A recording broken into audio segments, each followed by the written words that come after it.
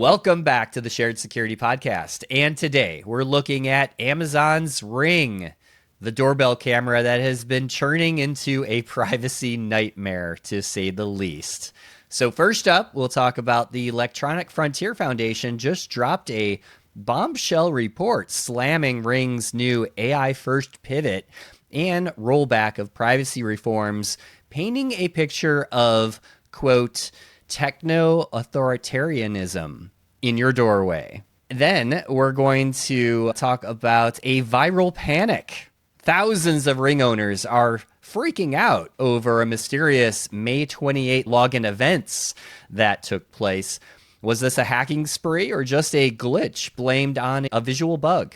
Well, stay tuned, because when your front door becomes intelligent, who's really watching? And joining me for this conversation are my co-hosts, Mr. Scott Wright and Kevin Johnson.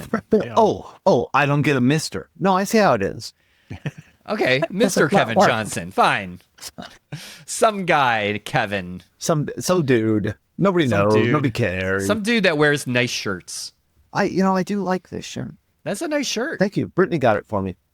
Yeah. Well, Yeah. Is this from the cult? this is from the cult. Yes. Okay. Do Do you own any other shirts that are not from the cult? Yes, I own quite a few shirts that are not from the cult. The problem is, and this is, I think many people would like to have this problem. I lost so much weight You did. that I don't have a lot of clothes. So I'm slowly building back up. And I am very particular about fabrics. Okay, fair enough. You know what I mean? Like I don't want to just go on Amazon and buy some cheap shirts so I have some fabric snob. Oh, there you go. Right. So Yeah. I am very particular, and so I'm only buying shirts that I know. And so I will acknowledge the fact that many of my shirts are from the cult. I will also acknowledge that many of my shirts are purchased at Disney World. Where I go now. Oh, well, that makes sense. I mean, clearly. Well, it's just interesting, Kevin, because I've known you for so long, and I still find things out about you that I didn't know, and that was one of those things. So That I'm particular about fabrics. yeah, I never knew that.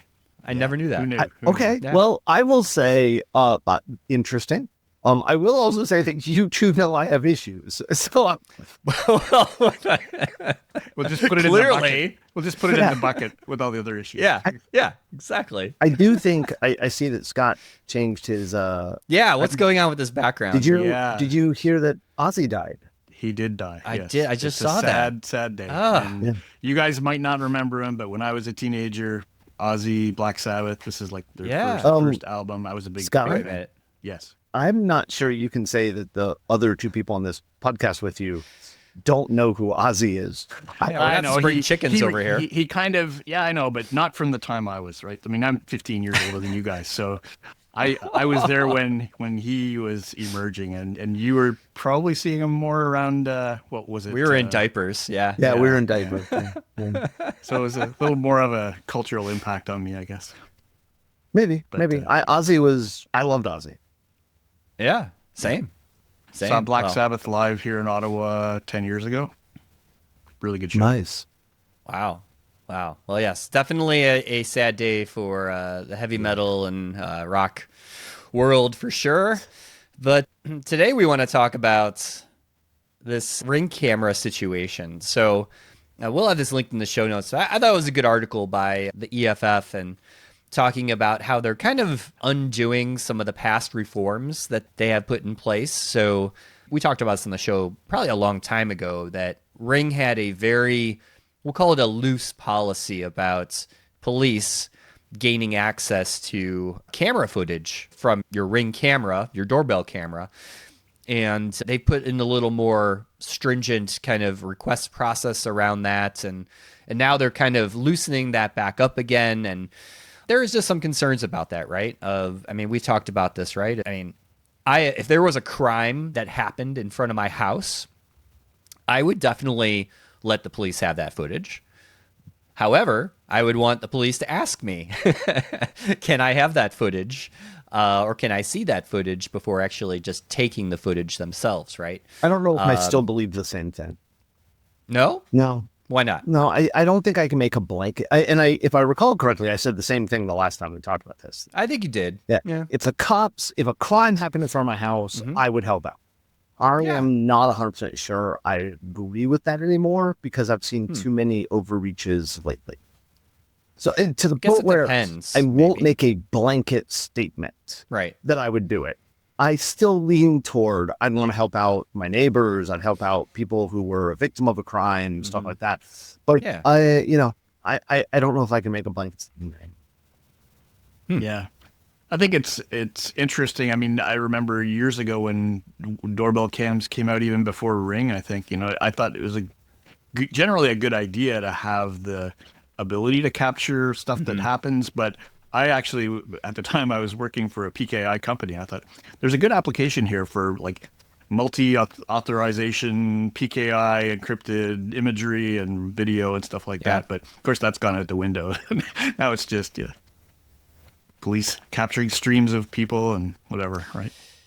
Yeah, I'm not a fan of this. They would give police live access to cameras, like to see an actual live stream, like more of like a surveillance camera does, and that I definitely don't agree with because I think that could lead to definitely a lot of problems, depending where that camera is at and where it's pointed and all these things. So it's interesting. They just don't have a great track record of privacy or security, by the way. I mean, you remember for the longest time, they didn't have two-factor authentication.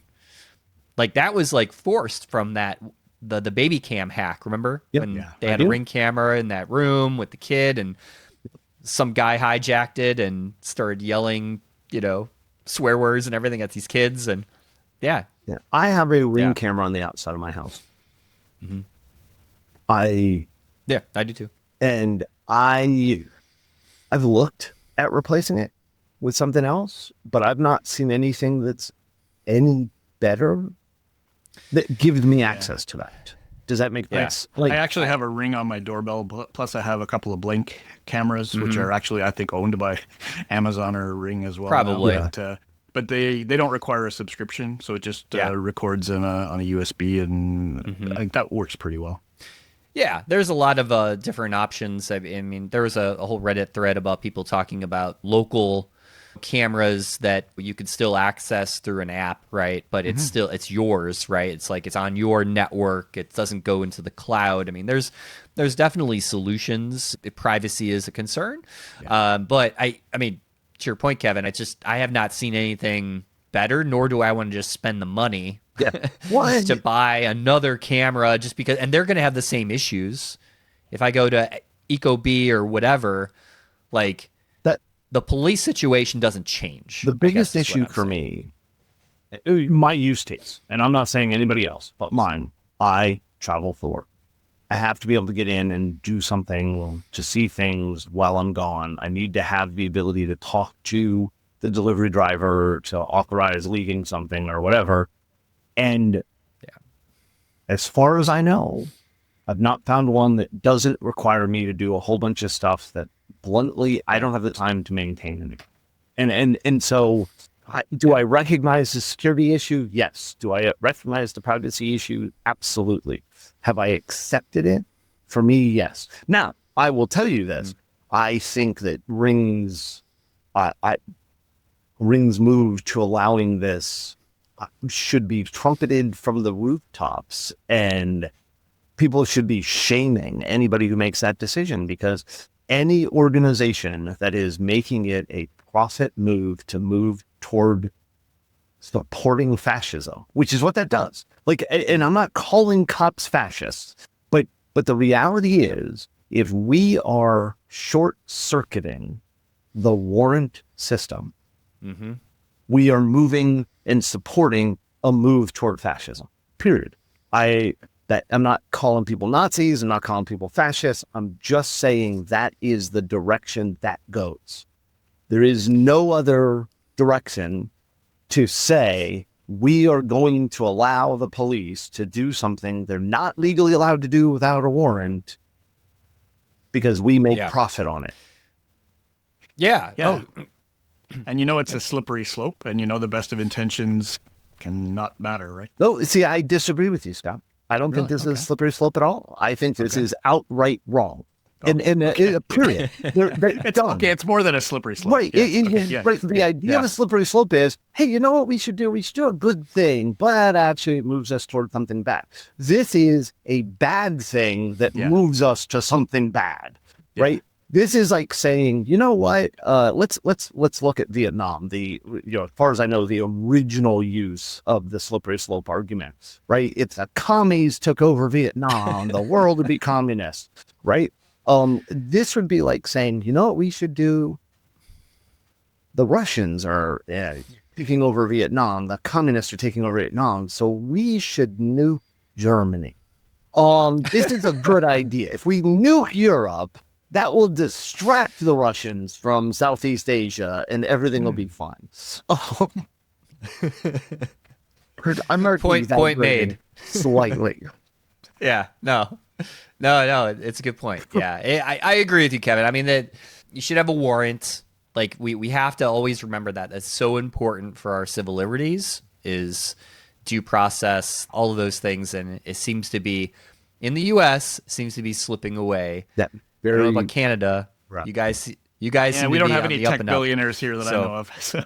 Yeah, that It you just know seems like, of. I mean, it is kind of like the information, the personal information is like intoxicating to these guys now for some reason, right? Yeah, it is. Yeah. It definitely is. So there was another incident that happened recently. There was apparently a lot of TikToks going around about there was a mass hacking incident where Ring cameras are hacked back on May 28th, where people were seeing strange logins. You can go into your Ring account and you can see all the devices that have been connected to your Ring. And apparently there was all these unknown devices that people were seeing, leading people to believe that they were hacked. And apparently Amazon did come out and issue a statement saying that nobody was hacked. It was actually a UI issue. And to me, being in IT and technology, I was like, that's a pretty big UI issue. That's like an API issue. If you've got the wrong data, like, showing up in your app, like, I feel like that's beyond a UI issue. It's a design issue. Yeah, It's a major design issue. I don't think this was a hack at all. I think this was a celebration of National Hamburger Day. Yeah. May 28th is National Hamburger Day, and I had no idea. people refer to the little menu at the top, the three lines, Oh, as the the hamburger hamburger menu. menu. So this is what that was. It was totally. And yes, I Google searched May 28th. It is also the International Day of Action for Women's Health, which I couldn't make a joke about it using Amazon. And there's a number of other things, including, bringing us into Canada, the Dion quintuplets were born in Canada. That was in 1934. Yeah, it's a national holiday here. But it should be. I mean, it's the Dion quintuplets. By the way, in chat, I just did a list of Canadians by net worth, and there's at least 12 billionaires. Not all of them tech Scott? billionaires, but some of them were tech billionaires. So Scott's claim that there are no tech billionaires I was in just Canada. kidding. I know there's some, but they're nice guys. A real those ones are nice. I will say that I did not read the article deep enough to know if they are listed in Canadian dollars or not. That's a good point. I'm not sure. I guess the first one that comes to mind would be the guys from Blackberry, Mike Lazaridis and Jim Balzilli. Neither of them are listed. On the top 12. We're talking about the top 12 in Canada. Yeah. Well, speaking of BlackBerry, I mean, I think that was like the biggest like tech pivot ever, right? They were, mobile phone company, iconic mobile phone company, pivoted to a cybersecurity company. Yeah. They actually That's crazy. They had bought a small real-time operating system company. Can't even remember what it was called now, but it was now, and then it became like their main product for quite a while. Yeah. Boy, I'm sad because like I loved BlackBerry at the time. Back me then, too. I Yeah. loved it. You'd especially love it if you had to wear glasses, right? Because I could feel The keyboard. I keyboard. miss that clicky keyboard. Yeah. Like, oh, that was so nice. I still think that was the biggest miss Microsoft had. When they wanted a mobile phone, all they had to do was buy RIM. If they had bought RIM, I mean, the Bez server was Yeah. leaps and bounds ahead of everybody else at the time. If Microsoft had done that, they would have not only had the mobile phone they wanted, but we would have had a built-in audience, built-in corporate usage, everything else. I don't know. I'm sure there's a reason I don't know. You're like, we're not smart enough, or something like that. But that to me was a bigness. Yeah, but a good book about BlackBerry is called "Losing the Signal." It's written by the Globe and Mail journalists that followed them through their rise and fall. And nice. All the stories were current from when things were happening. So it's I'll really have to check that out. Yeah, I'll check that one. That one sounds good. Yeah. Yeah, I miss Windows Mobile actually had, I thought, the best UI as well. Like it was. I have now learned. You learned something new about me. The newer ones, about like you. the last generation. I never had a Windows Mobile phone, but I knew people that did, and I was always like playing with theirs at work. I had an iPac, compact iPac. Judging wasn't you. that like the PDA? It's like the old. I'm Palm judging Pilot. both of Palm you Pilot. now. Hey, we're old. Yeah, we are. We're old, I had so a Windows mobile phone and I hated it. Yeah, it was bad. You are also an iPhone person for a long time, an Apple person. I believe that I've used every You major have. type of phone at some point or another. Especially when I was writing the mobile security classes. I used quite a few different ones. But yeah, I used an iPhone for a long time, and then I switched to Android a few years ago. Yep. Well, we're gonna have to change the title of this podcast now to "Ancient Technology Used by Old Men." Well, my Yes, I had one of those. Oh, I had a yeah. visor. Oh god. The visor. Yeah. Yeah, we're We old. could just spend a whole podcast talking about old tech. That'd be fun, right? Let's do it. And all the younger people that listen to us would be like, "What the hell are these guys talking about?" These guys are old and useless. Man, they're old. Yeah. All right. Well, good stuff, guys. Hey, Scott, I know you won't be there, but are you going to Black Hat, Kevin? Not this year. No Not DEF this CON year. Black Hat for you? No, we're doing an all hands for the company. We're bringing them in for a custom training class down at the Disney Institute. Ooh. Yeah, it's actually pretty cool. Well, I think it's going to be pretty cool. So, I mean, it's at Disney, right? right. Man. So it can't be bad. And No. we're actually, I'm excited. I'm taking this class, and it's a good class. It's a customer service class.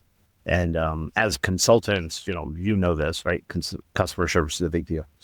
But what we're doing is we're doing the class with the Disney Institute, and then the night. It turns out that the night of class, right, is the after hours event at Epcot. So we bought tickets to Epcot for every person in the company, and we're doing the after hours event at Epcot, which is going to be That's awesome. Yeah. Yeah. Sounds fun. All right. Well, thanks for listening, everyone. And until next time, stay safe, stay secure, and stay private. Thank you for watching or listening this episode. Be sure to subscribe wherever you like to get your podcasts. Visit sharedsecurity.net for merch, previous episodes, and more.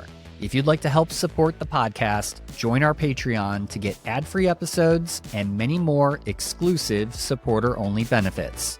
Visit sharedsecurity.net/supporter for more details.